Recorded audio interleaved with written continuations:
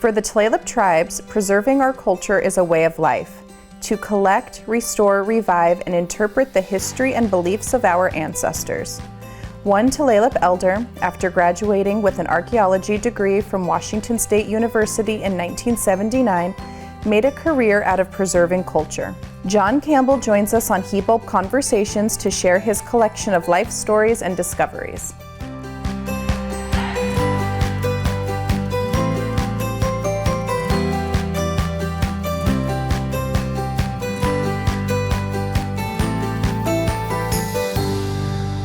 Hi, I'm Mytyl Hernandez. Thank you for joining us on Hibulb Conversations. Today with us is John Campbell. Thank you for joining us, John. Thank you for having me. How are you today? I'm good. Good. Let's start at the beginning. Where were you born? Cushman Indian Hospital in Tacoma, Washington. Okay, and when was that? April 24th, 1947. And who are your parents? William G. Campbell and Catherine B. Campbell. And what about brothers and sisters? It's a trick question. 5 sisters, Okay. Catherine, Jeanette, Joan, Sandy, Helen, an older brother, or 2 younger brothers and an older brother. Older brother Russell Campbell and Walter Campbell, and younger brother Donald Campbell and Charles Campbell. And where are you in that lineup? I'm 10th. Okay. All right. Where did We had 2 other, a brother and sister, both died of crib deaths. Oh. Where did you grow up? Tacoma. Okay. We grew up in a housing project called Salishan, and low-income housing. What was it like growing up in such a large family? It was hectic because, well, our parents always looked out for us and always made sure we had food on the table, and we always had a lot of soups and stews and oatmeal, and one of the other things was that I know that my older brother Russell would get a new pair of pants and he'd wear them until he outgrew them, and then he would hand them down to Walt, and then Walt would hand them down to me, and sometimes I would say, I don't want to wear that, that's Walt's. But and then after I wore them, then my other younger brothers would wear them, but it was like tattered and torn pants, but we had to make do with whatever we had. So. Yeah. And how many were in your home altogether? What is that? 10. 10, okay. With your parents? And did they both work? No, my father worked for Cushman Indian Hospital for 44 years, I think, or something like that. And my mother was just, housewife. Mm-hmm. Yeah. What did your dad do for the hospital? He was a boiler man. He took care of the heat. He was a merchant seaman, and that's what he did when he was on the boat. He took care of the boiler room. So the hospital was heated with steam heat, and so he monitored that all the time. Wow. You went to school through Tacoma? Yes. What high school did you attend? Stadium High School. Okay. What year did you graduate? 65. Okay. And then what did you do after high school? Well, my first job was dishwasher at Woolworths, and then a friend of mine told me that Boeing was hiring, and it was more pay and better benefits, and so I started working for Boeing. Well, they trained me to be a rivetage assistant, but it was,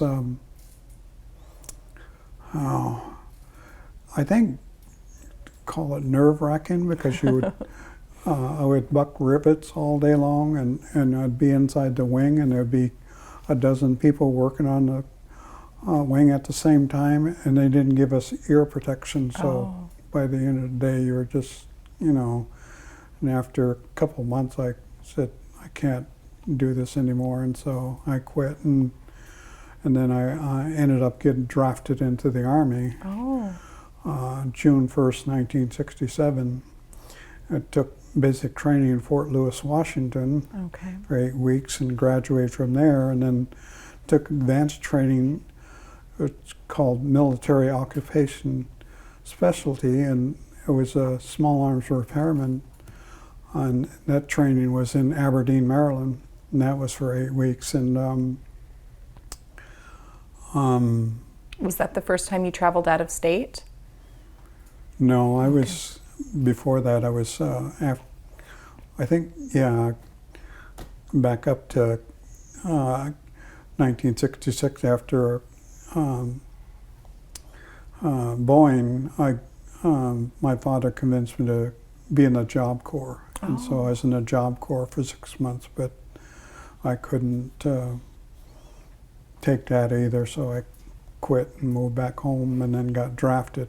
So then you ended up in Maryland. Yeah. And then what happened from there?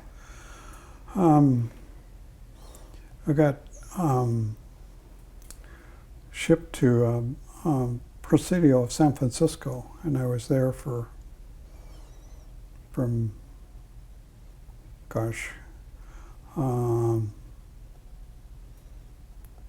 February until December, and then I got shipped to Fort Hood, Texas, and I was there for I don't know how many months, but then one of the things is that people like rubbing it into people when your time was getting short, and you would know when you were going to get discharged. And so my discharge date was June 13th, 1969, and it was a Friday. And so I know that I used to smoke, and I used to always kid my fellow soldiers, say, "See the cigarette? It's getting short." You know, they didn't. They knew, but yeah. And so after you left the military, is that when you decided to go back to school? No, I ended up working for the Auburn School District, and the people I worked with were uneducated, and a lot of times I'd tell them things and it was over their head, and so I ended up quitting and started at Green River Community College. And I started out in forestry, and I thought I wanted to be outside, but it required a lot of math. I stumbled through algebra, but then you had to take slide rule calculus and trigonometry, and that was all beyond me. Right, me too. And so I ended up changing majors to sociology, and it's probably what I got my AA degree in '76, and then I transferred to Washington State University and got there, and I ended up in general studies that first year, and then the Department of Anthropology offered a scholarship to any Native American student who wanted to attend archaeology field school, and they kept telling me, "You better go," and I said, no. Then I figured that I wasn't doing anything that summer, so I took the scholarship and fell in love with archaeology. Wow. I read things about archaeology and stuff, and then you just fell in love with it. Then I started doing it, and then I fell in love with it. Yeah. We're going to take a quick break, and we'll get more into your life in archaeology. We'll be right back with more Hibulb Conversations.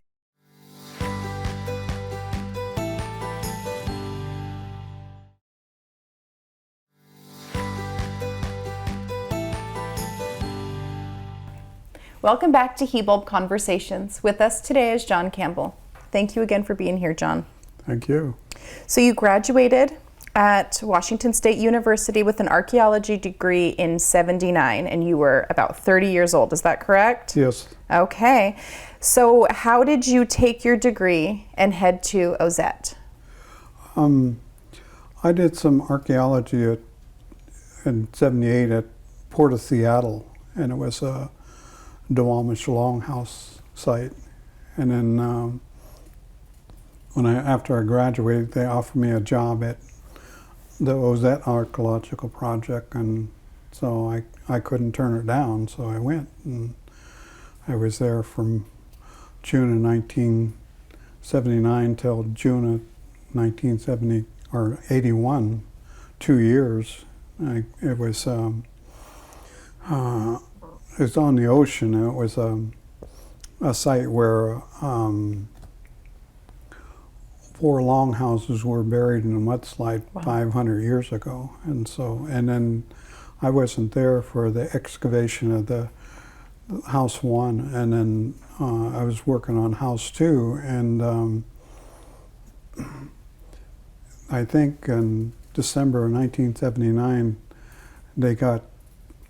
it would take about $100,000 to run the site a year, and so they got a 5-year grant in December of 1979, but I think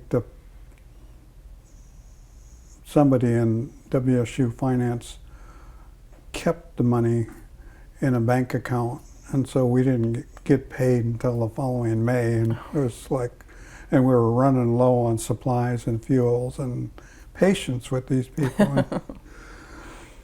But anyway, I ended up getting paid, so I ended up staying. But then it was, I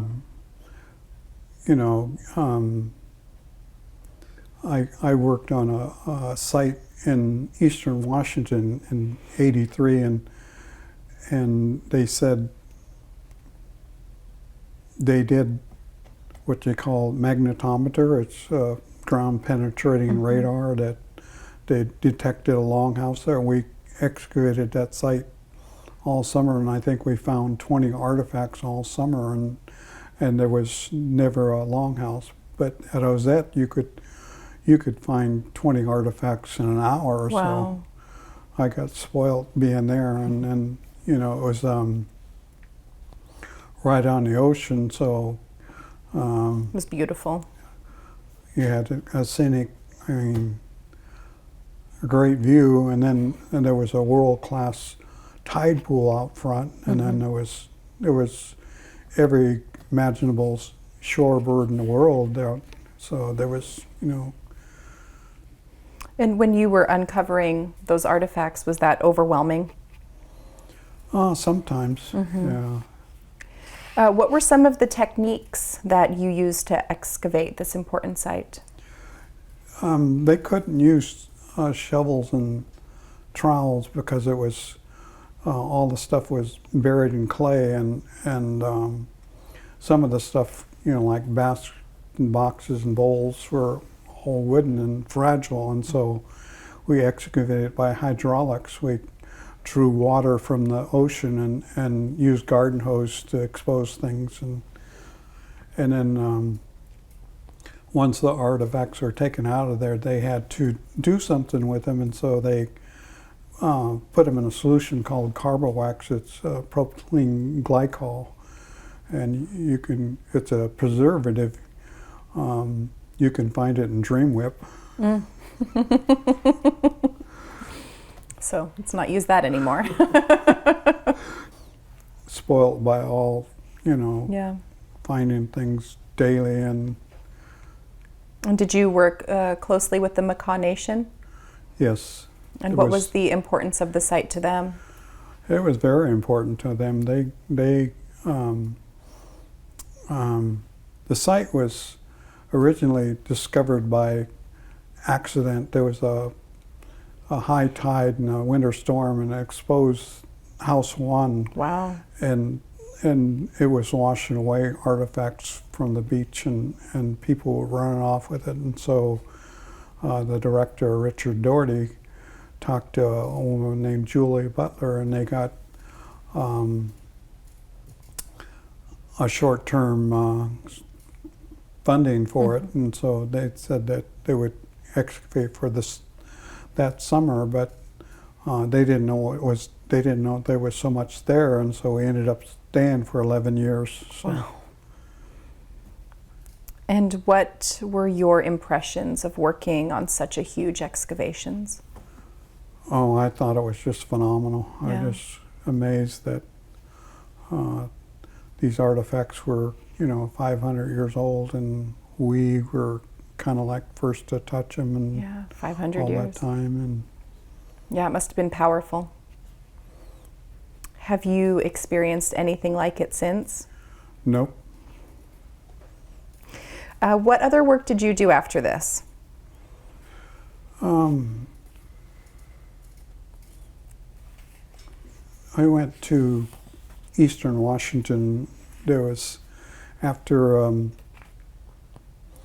the Reaganomics hit, and Reaganomics said we had too much money, and so they cut the budget in half.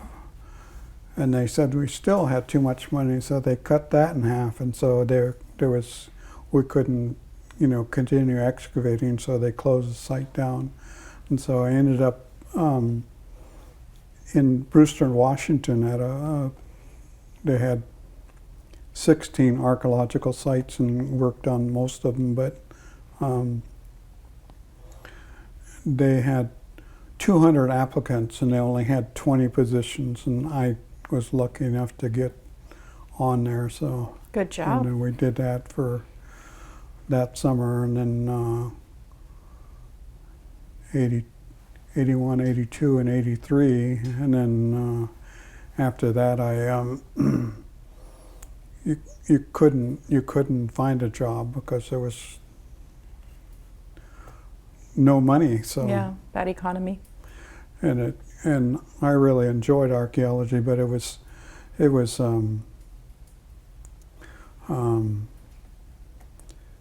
when I was at Ozette, we just got paid. We didn't get any benefits, and so and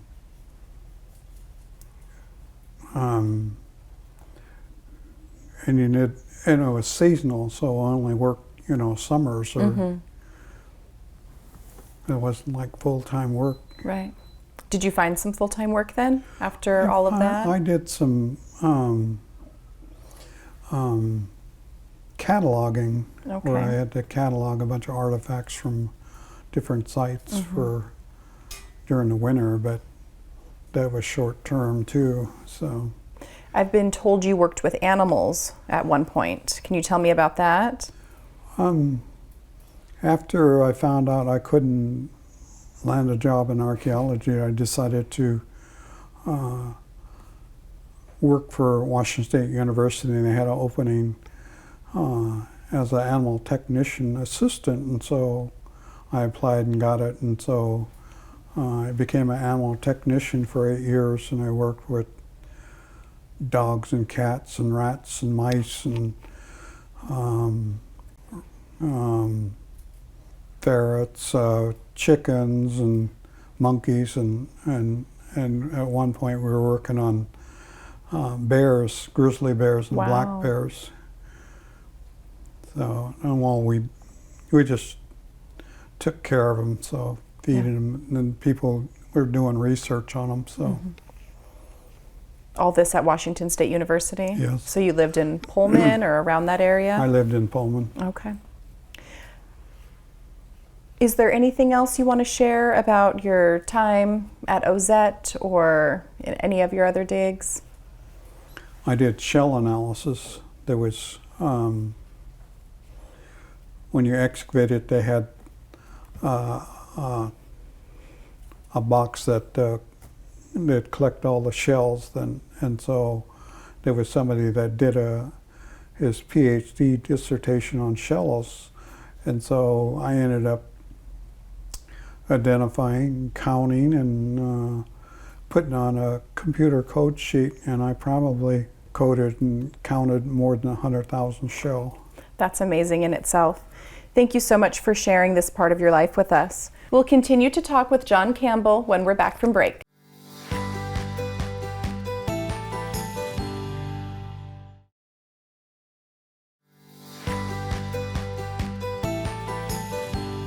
Welcome back to Hibulb Conversations. Today we're here with John Campbell.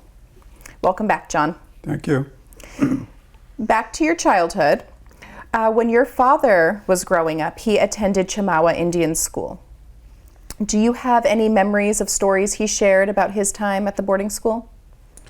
He didn't really like talking about it. I mean, he didn't tell me, he told my mother that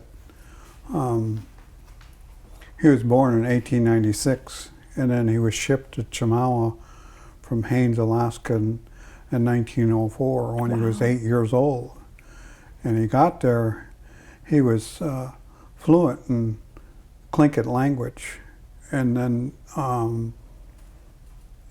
they would beat him with a rubber hose because the rubber hose wouldn't leave any marks, and he'd never understand why they were beating him, and every time he spoke the language he got hit, and so he doesn't like talking about it. And sometimes he would bring it up we didn't really understand what it was at first, but he was telling us that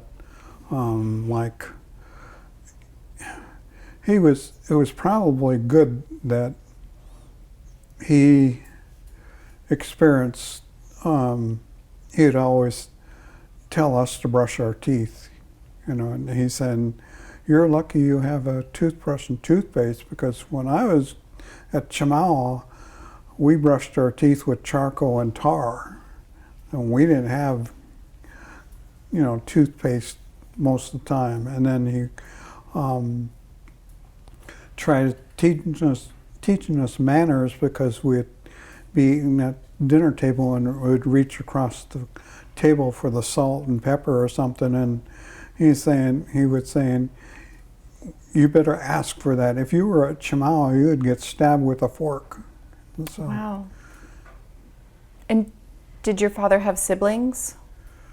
He had a sister. Did she also attend Chemawa? Yes. So both sent from Alaska to Chemawa. Yes. Okay. And what was the history of Chemawa? It was created in 1885. It was actually 1880. They started out in Forest Grove in Indian and Industrial School, and it was in downtown Forest Grove, and it got too big, and so they moved to Chemawa, and all the students worked picking hops or whatever, and they kept buying up land around there, and so it expanded Chemawa and made it bigger. I think it ended up like 256 acres, and it was self-sustaining. They put in orchard, and they had cows, and so they baked their own bread, and so they got funding, but they were more self-sustaining than other schools. Other schools. And how long did your father attend?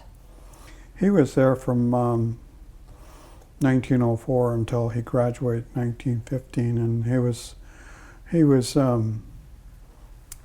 writing to his mother, and she was writing to him, and then she would send him money to go back during the summer, but somebody ran off with that money, and when he graduated, he went back to Haines, Alaska, and he accused his mother of not writing, and she said she wrote to him all the time, and he said, "I never got a single letter from you, and I wrote to you all the time," and she never got anything because she remarried a guy named George Henchman, who was kind of a crook, and he probably threw all his letters away, and so they were on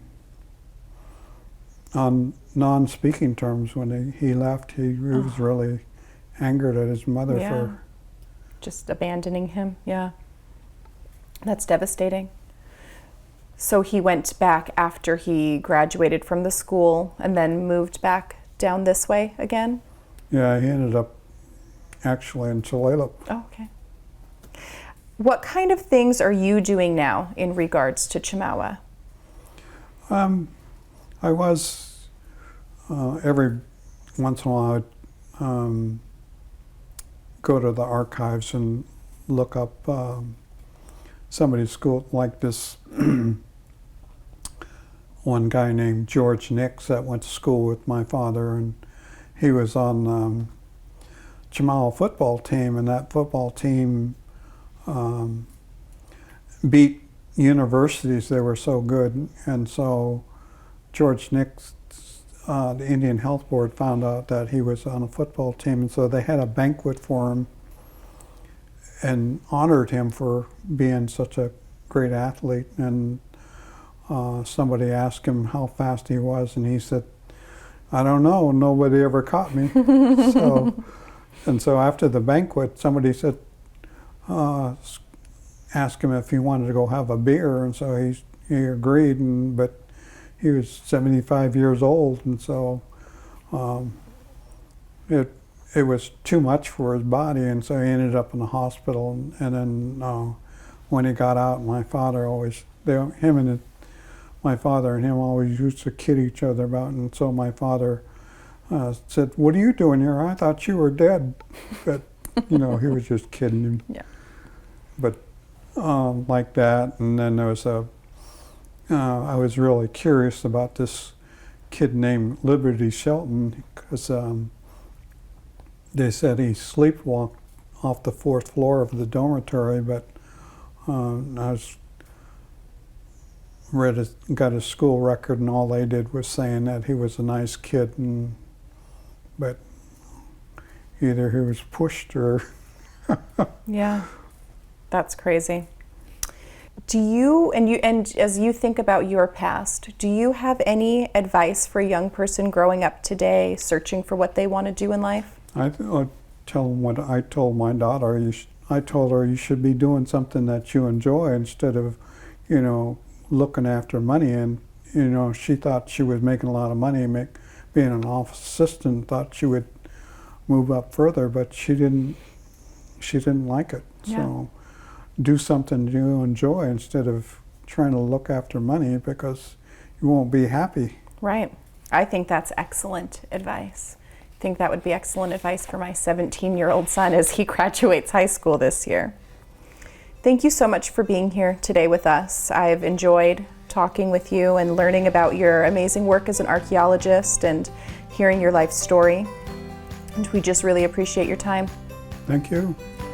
And thank you for watching Hibulb Conversations. I'm Mytyl Hernandez. Until next time.